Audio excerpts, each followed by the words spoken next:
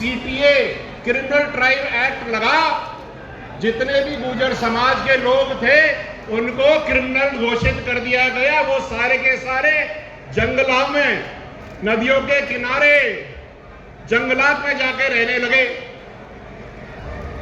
फिर 1952 में ये क्रिमिनल ट्राइब एक्ट हटा दिया गया।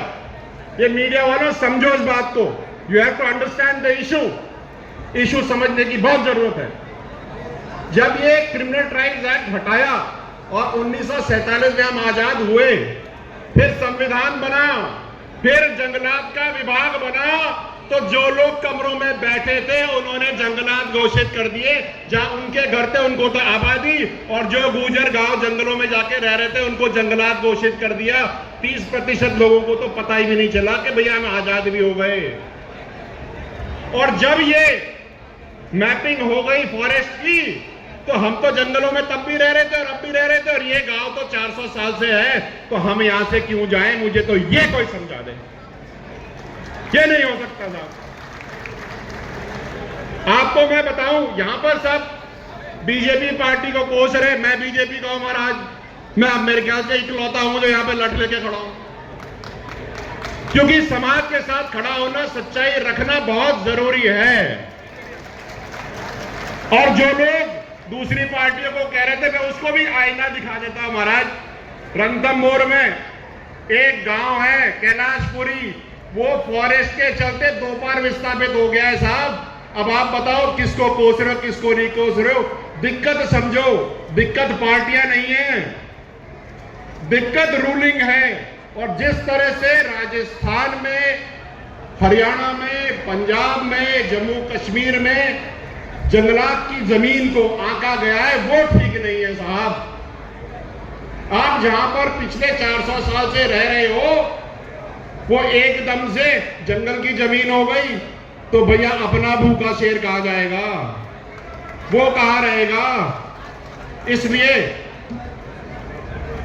मैं आज यहां से आप सबके सामने, जितनी भी राजनीतिक पार्टियां बैठी है, जितने भी दिग्गज नेता यहां बैठे हैं, अरे कसम खा लो, पानी उठा लो यार।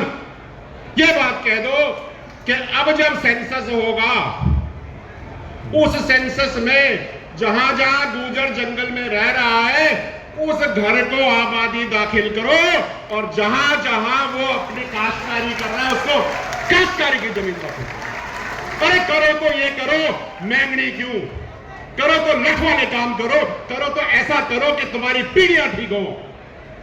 आज यहां पे 4 दिन के लिए हम बैठ लेंगे, एक मीटिंग कर लेंगे, 6 महीने बाद फिर सुप्रीम कोर्ट का ऑर्डर आ जाएगा, फिर टूट जाएगा। मजाक नहीं कर रहा मैं।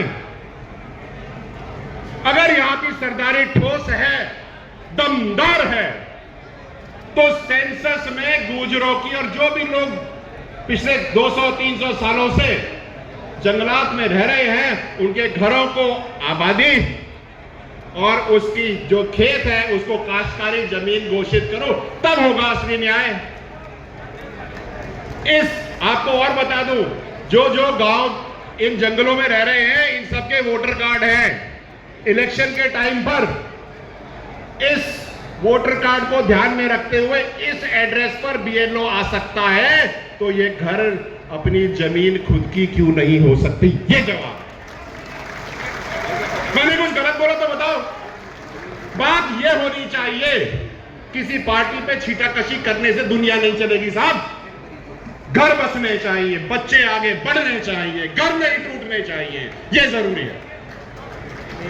आपको मैं बताऊं, आपको मैं ये बता देता हूं कि जम्मू कश्मीर में 2 साल पहले, भाई 1 मिनट यार, मैं सब बात करूंगा साहब, केवल अनंतपुर की नहीं है ये। आप केवल इसको अनंतपुर में रख करके पूरा सिस्टम गड़बड़ा हो जाएगा, प्रॉब्लम तो बड़ी सॉल्व होगी। जम्मू कश्मीर में जब गुर्जर बकरवाल बर्फ में अपने घर बना के रखते थे लकड़ियों से, तो उस समय ये वन विभाग पड़ती बर्फ में उनके घर तोड़ देता था, वो जाकर के बाहर बैठते थे साहब।